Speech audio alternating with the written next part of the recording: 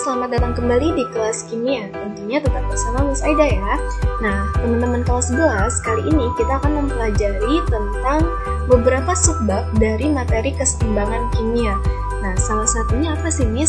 Oke, salah satunya adalah tentang jenis kesetimbangan, yaitu ada kesetimbangan homogen dan juga kesetimbangan heterogen. Apa sih perbedaannya? Oke, Miss akan jelaskan ya, dengarkan dengan baik. Nah, untuk kesetimbangan homogen dari kata homo artinya sejenis gitu ya teman-teman, dimana pada kesetimbangan ini seluruh zat yang terlibat dalam reaksi terdapat pada fase yang sama, karena sejenis ya tadi teman-teman, jadi fasenya sama. Nah, fase yang sama di sini yang berlaku untuk kesetimbangan hanya fase gas atau simbolnya G dan juga fase aquos yang simbolnya adalah Aq. Oke, sebagai contoh di sini ya ada soal tuliskan rumus persamaan Kc pada persamaan reaksi di bawah ini. Nah, kalian lihat nih teman-teman di sini. Ini soalnya persamaan reaksinya. Pertama kalian analisis dulu. Apakah di sini ada yang selain gas dan aquos atau hanya gas dan aquos?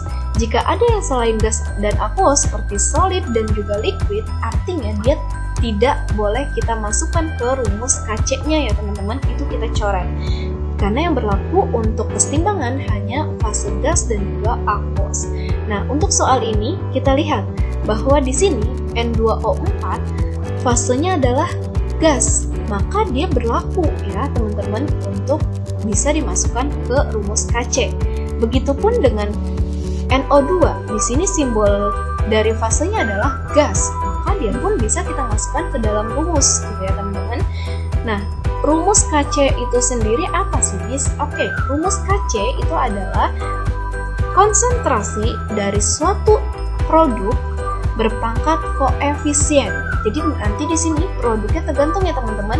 Jika produknya ada 2, maka kalian kalikan, dituliskan semua produk terlebih dahulu, baru kita bagi dengan reaktan ya, hasil perkalian dari reaktan berpangkat dengan koefisiennya, gitu ya teman-teman. Nah, berhubung di sini produknya hanya 1, hanya ada dari nitrogen dioksida ya, mononitrogen dioksida, maka kalian tinggal tuliskan di sini NO2 sama ya seperti ini. Ini simbol dari senyawanya ditulis produknya berpangkat koef. Koefisiennya di sini adalah 2. Maka kalian tulis di sini 2. Jadi jika di sini belum ada koef, kalian harus setarakan terlebih dahulu ya teman-teman. Caranya ingat lagi pembelajaran yang sudah Miss berikan di kelas 10.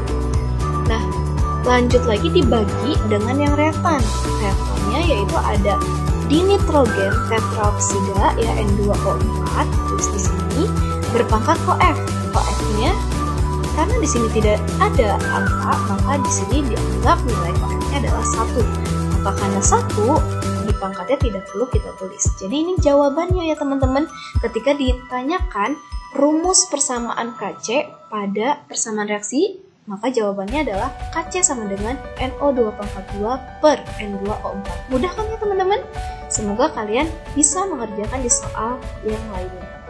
Selanjutnya lagi untuk kesetimbangan heterogen. Dari kata heterogen itu artinya fasenya itu berbeda, tidak dalam keadaan sejenis ya teman-teman. Dan tapi tetap ya, yang berlaku hanya fase gas dan juga aquos. Akan tetapi di dalam suatu persamaan reaksinya itu tidak sejenis, tidak hanya gas aja. Bisa jadi di sini campuran ada gas, ada aquos, itu artinya heterogen. Bisa juga yang lainnya, ada solid, ada liquid. Akan tetapi cara untuk menganalisisnya, perhatikan contoh soal seperti berikut ya teman-teman. Misal di sini ada 3 Fe. Fe itu adalah besi. Di sini fasenya adalah solid.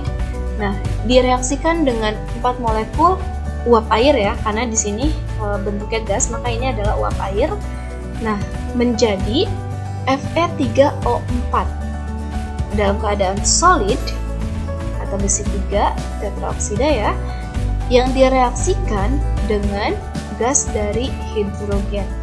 Nah, caranya mudah ya teman-teman. Ingat tadi ya, yang berlaku hanya fase gas dan juga aquos. Maka kalau yang bukan gas dan aquos itu kita coret. Seperti di dalam persamaan reaksi ini ada fase solid. Fase solid tidak termasuk ke dalam kesetimbangan. Jadi kita bisa coret ya teman-teman. Yang ini kita coret.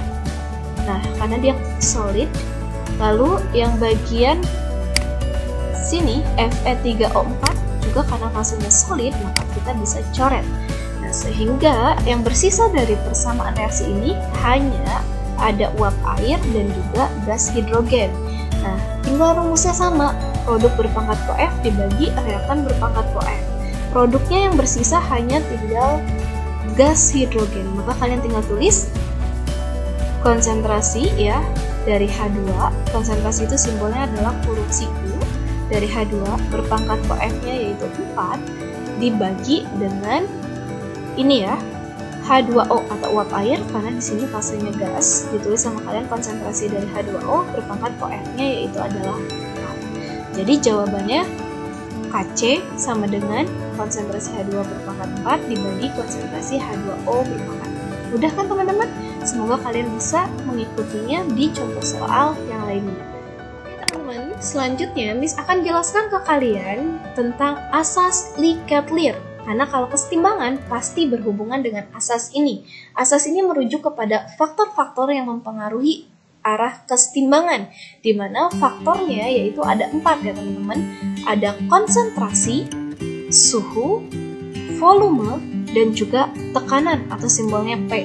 Sedangkan untuk faktor katalis, diingat ya teman-teman, pada saat kesetimbangan, faktor katalis itu tidak mempengaruhi arah pergeseran kesetimbangan. Jadi kalau misal di soal diketahui ditambahkan katalis, misalnya dalam suatu zat itu, maka dia tidak akan berubah jumlah dari si zat itu. Si zat itu akan jumlahnya tetap. Karena kenapa? Karena dia tidak mengalami pergeseran arah kesetimbangan, jadi jumlahnya tetap. Nah, berbeda lain hal dengan keempat faktor ini.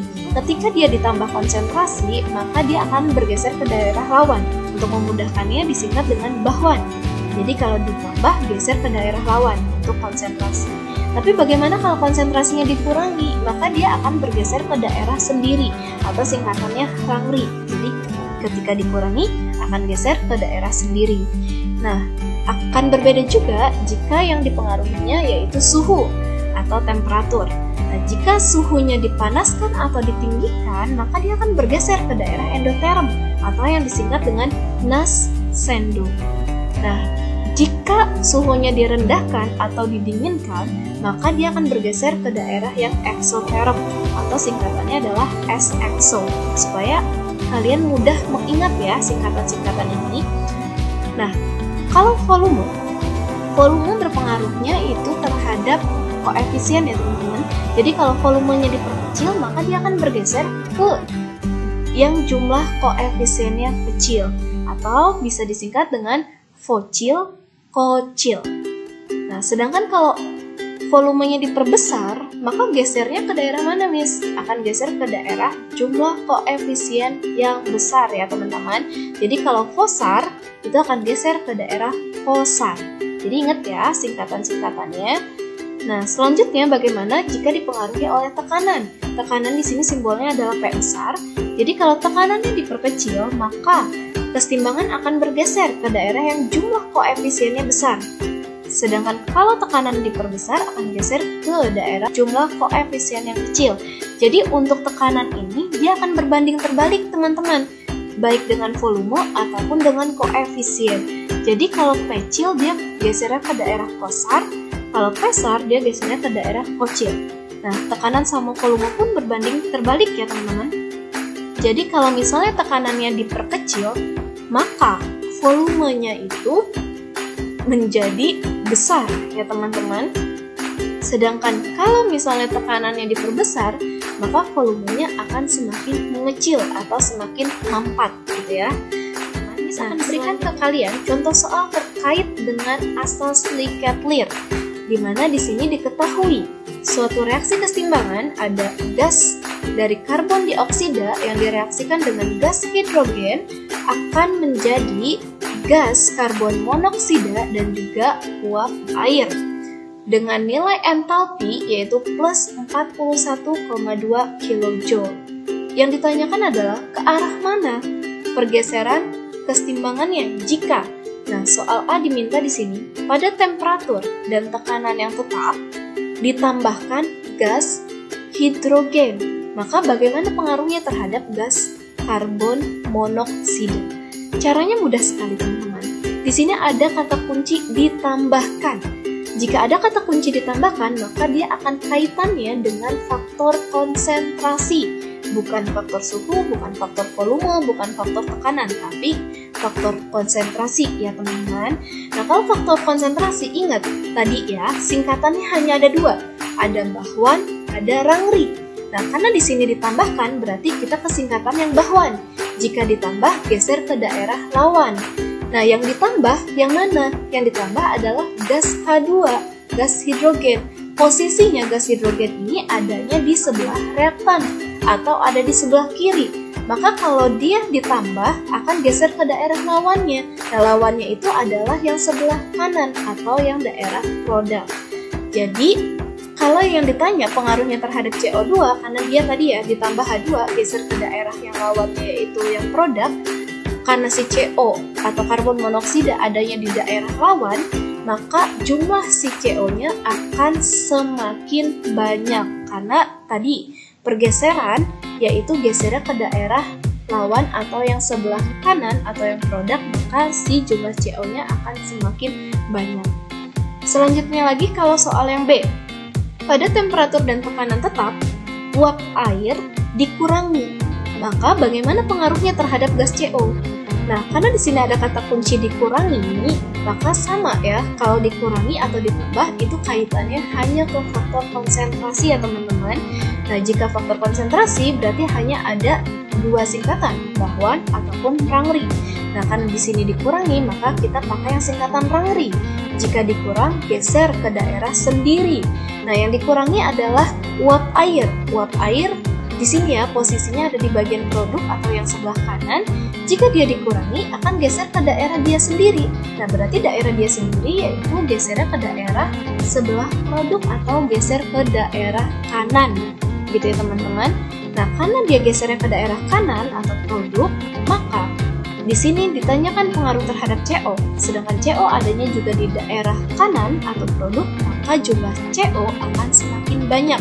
Karena tadi pergeseran ke daerah dirinya sendiri. Jadi karena digesernya ke daerah dirinya sendiri, maka si jumlah CO-nya pun akan semakin banyak. Semoga kalian paham ya. Selanjutnya lagi di sini ada contoh soal C. Pada temperatur tetap, tekanannya diperbesar. Maka bagaimana pengaruhnya terhadap gas CO? Nah, di sini ada kata kunci tekanan ya teman-teman. Kalau ada kata kunci tekanan berarti kaitannya dengan koefisien. Ya, kalau misalnya tekanannya diperbesar berarti pesat. Itu geser ke daerah kocil. Jadi lawannya ya, atau koefisien kecil. Nah, artinya kalian harus menjumlahkan dulu nih. Koefnya yang ada di kanan berapa, yang ada di kiri berapa. Kalian perhatikan. Apakah ini persamaan reaksinya sudah setara atau belum? Jika sudah setara, maka kalian bisa langsung menjumlahkan koefisien baik yang di kanan ataupun yang di kirinya. Nah, kalian perhatikan jumlah C di sini sama-sama 1 kanan dan kiri, artinya sudah sama. O-nya juga di sini 2 dan yang di sini ada dari CO-nya 1 dan yang dari H2-nya 1, maka O-nya ada 2 juga. Dan H2 di sini hanya ada 2, yang ini pun ada 2, artinya di sini persamaan reaksinya sudah setara. Kita bisa langsung menghitung nilai koef-nya. Koef yang ada di kiri atau reaktan ya, jika tidak ditulis angkanya maka di sini bernilai 1. Nah, sekarang kita jumlahkan nih. Ini kan 1 ya, ditambah dengan 1. Maka hasilnya adalah 2. Ya, jumlah koef dari bagian reaktan itu ada 2. Nah, bagaimana jumlah koef yang ada di bagian produk? Nah, ini sama, karena tidak ditulis maka jumlahnya yaitu ada 2, 1 dengan 1 ya. Dijumlahkan hasilnya 2. Nah, ini kan produk ya teman-teman, sedangkan yang ini adalah reaktan. Kalian perhatikan ya teman-teman, kalau tadi pesat maka gesernya ke daerah kocil. Nah, sedangkan di sini nilai koefnya sama-sama 2. Artinya tidak ada koef yang kecil, tidak ada koef yang besar juga. Artinya kalau nilai koef-nya sama maka tidak terjadi pergeseran keseimbangan, karena tadi di sini jumlah koef-nya sama maka pengaruhnya terhadap gas CO itu adalah tetap, tidak terjadi perubahan, tidak semakin banyak, tidak semakin sedikit, karena tidak terjadi pergeseran.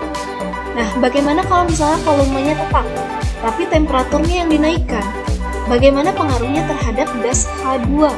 Nah, kalau di sini temperatur itu kaitannya artinya ke suhu.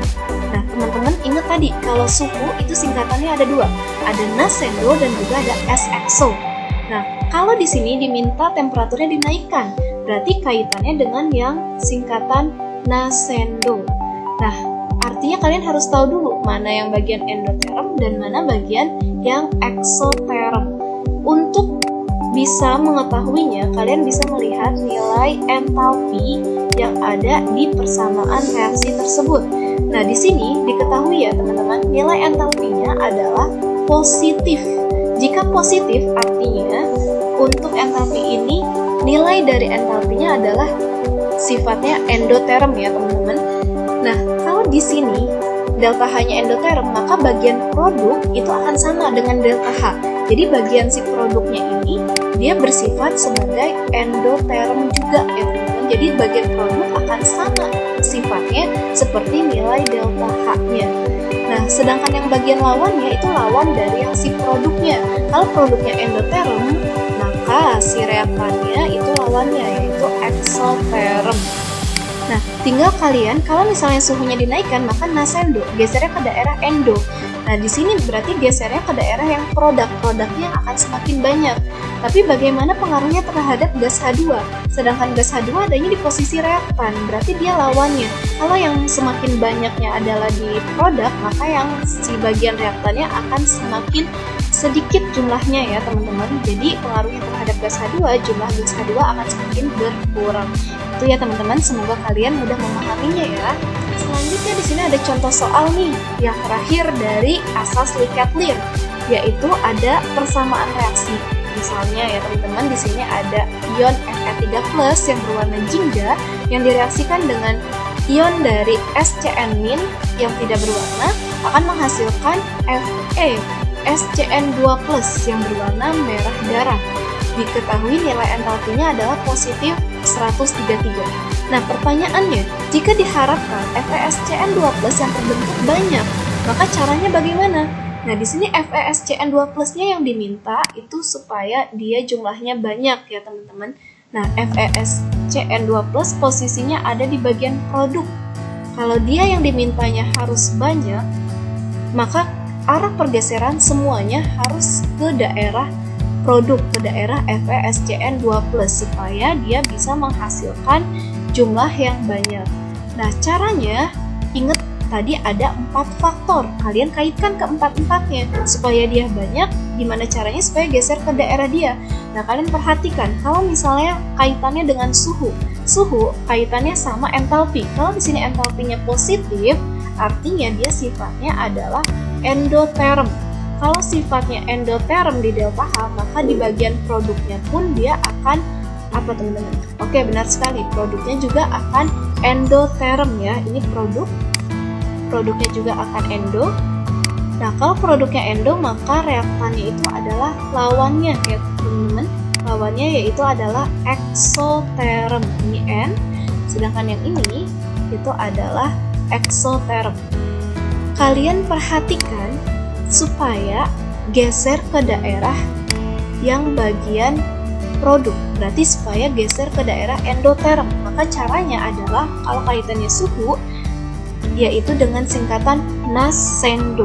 Berarti kalau Nasendo, suhunya diapain teman-teman? Suhunya yaitu dipanaskan atau dinaikkan, baru dia geser ke daerah endo, ke daerah yang si FeSCN2- ini, ke daerah produknya. Maka kita bisa lakukan dengan cara yang pertama, suhu FeSCN2+-nya dinaikkan. Nah, lalu cara yang kedua yaitu bisa dengan kaitannya dengan konsentrasi. Nah, supaya geser ke daerah yang ini supaya semakin banyak, maka kita bisa dengan cara konsentrasi dari Fe3+ dan juga SCN- itu ditambah. Karena kalau misalnya singkatannya ditambah, konsentrasi itu adalah bahwan, ditambah geser ke daerah lawan. Jadi kalau yang ini ditambah, maka dia gesernya ke daerah lawan, maka di yang FeSCN2+ nya pun akan semakin banyak. Atau yang konsentrasi dari FeSCN2+-nya itu dikurangi, karena kalau rang itu geser ke daerah sendiri, jadi dianya akan semakin banyak. Nah, lanjutnya lagi caranya bisa kaitannya dengan volume ya teman-teman. Kalau volumenya diperkecil, maka dia akan geser ke daerah yang koefisiennya kecil. Nah, kita perhatikan di sini ya teman-teman, koef dari FeSCN2+ itu adalah 1. Sedangkan yang ini, Fe3+ juga 1, SCN min juga 1. Kita jumlahkan. Jumlah koef dari reaktan itu ada 2. Sedangkan jumlah koef dari produk itu hanya 1. Artinya si produk ini memiliki koef yang kecil ya teman-teman, karena jumlahnya hanya 1. Sedangkan yang bagian reaktan karena 2, maka dia lebih besar jumlahnya ya. Nah, kalau kita mau geser ke daerah yang koefisien kecil, maka volumenya yaitu kita perkecil. Oke, jadi ingat lagi ya, vocil, kocil. Jadi kalau volumenya kecil, maka geser ke daerah koefisien kecil. Jadi di sini yaitu volumenya diperkecil. Nah, terus tekanan. Tekanannya bagaimana? Tekanannya itu lawan dari volume dan juga koef. Kalau volumenya diperkecil, maka tekanannya itu diperbesar untuk geser ke daerah yang FeSCN2+. Karena kalau tekanan diperbesar, dia gesernya ke daerah yang kocil. Ya, koefisien kecil ada di bagian FeSCN2+, maka dia jumlahnya akan semakin banyak karena gesernya ke daerah dianya. Jadi caranya yaitu ada 4 ya teman-teman. Suhu produknya dinaikkan, konsentrasi reaktannya ditambah atau konsentrasi produk dikurangi, volumenya juga diperkecil, dan tekanannya diperbesar. Itu cara supaya produk atau seluruhnya geser ke daerah yang FeSCN2+, supaya jumlah dia semakin banyak. Oke teman-teman, semoga kalian mudah mengerti dari materi asas likat lir ini dan bisa kalian terapkan di soal-soal yang lainnya. Kurang lebihnya mohon maaf, tetap semangat selalu dalam belajar kimianya. Sampai jumpa di pertemuan selanjutnya, dan wassalamualaikum warahmatullahi wabarakatuh.